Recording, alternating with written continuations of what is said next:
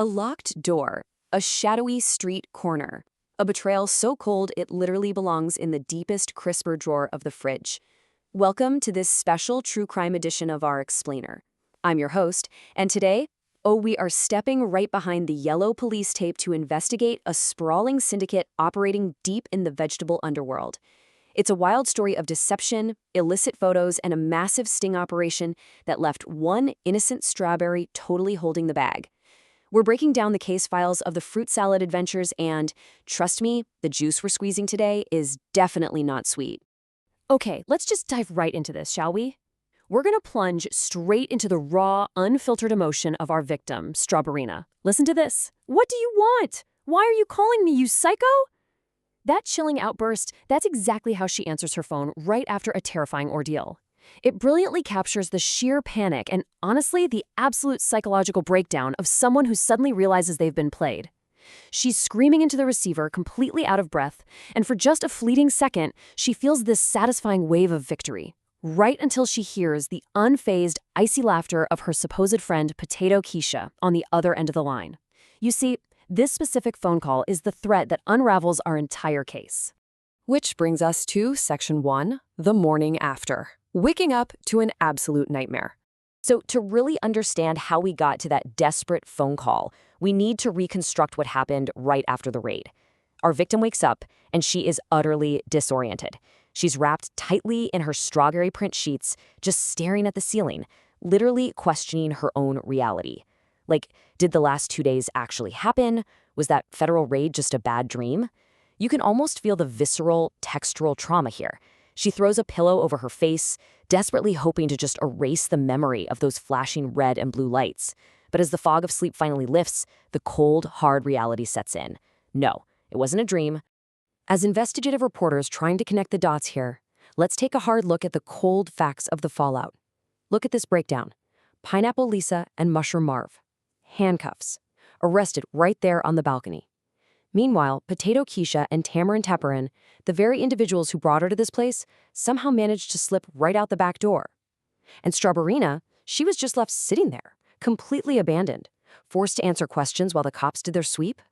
Ultimately, she was nothing more than discarded bait. Let's move on to Section 2 and look at the anatomy of this setup. It's time to retrace her steps.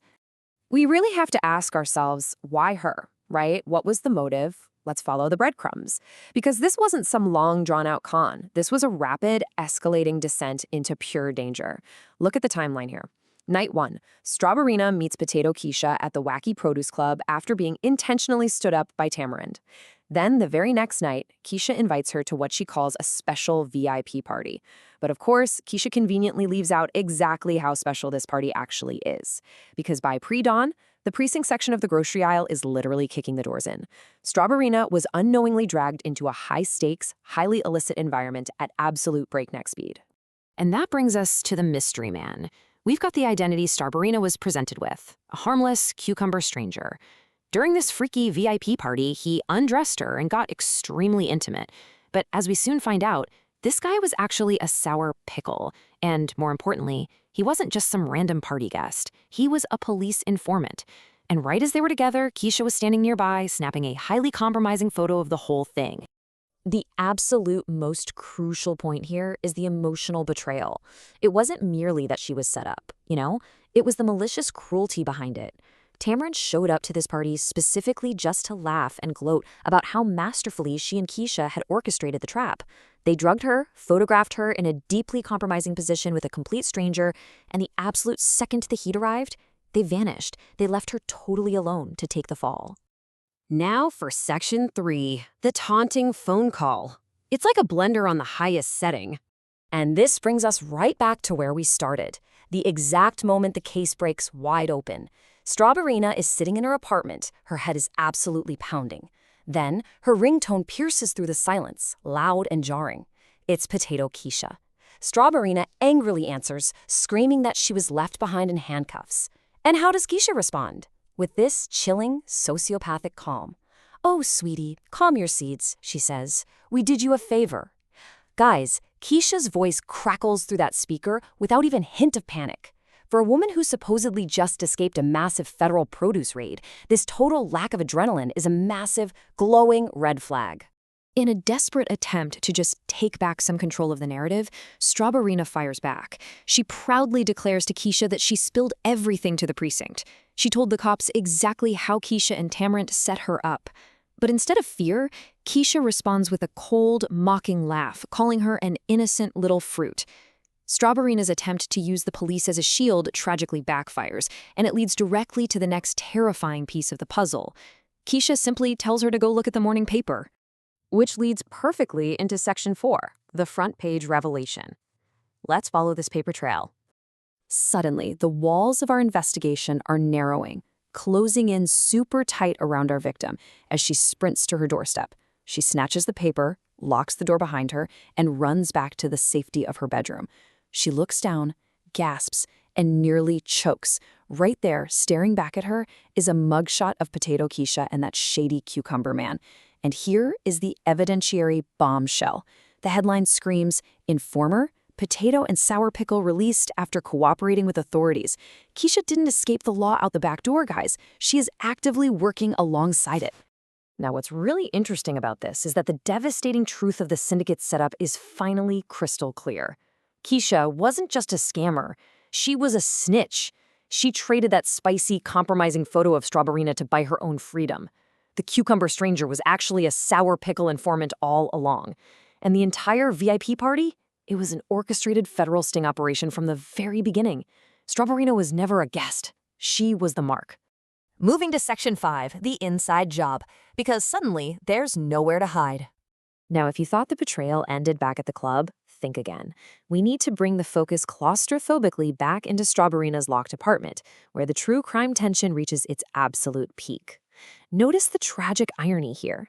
Right next to a framed picture of the wacky produce gang sits a handwritten note that Strawberina had just penned to herself in this totally naive, false sense of security. It reads, "Safe at last. No potatoes, no sour tamarind, and no cucumbers. Just peace." But, spoiler alert, there is no peace. The horror she is about to discover in her own sanctuary completely shatters the solution. Because the chilling evidence is suddenly piling up right inside her bedroom. She has the informant newspaper article in her shaking hands, right?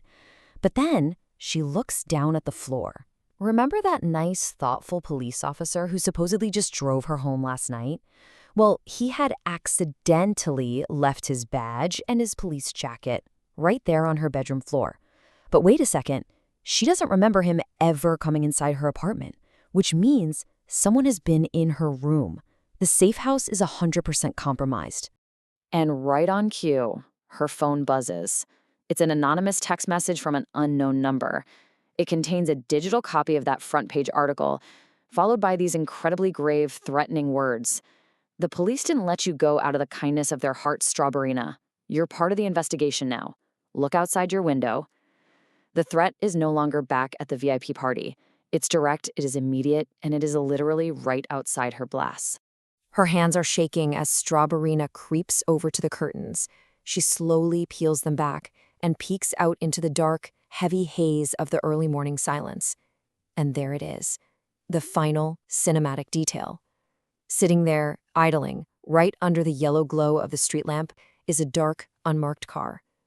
As she watches, frozen in fear, the headlights flash twice, acknowledging her, watching her. Which leaves us with the ultimate question. Who is really setting up who here? Is Potato Keisha somehow trying to save her with that cryptic phone call, or was she simply turning Strawberina into the next big target, the ultimate bait for the vegetable underworld? In the produce aisle, it seems trust has an incredibly short shelf life. Thank you so much for joining me for this true crime deep dive on our Explainer. Until next time, stay safe and always check your blind spots.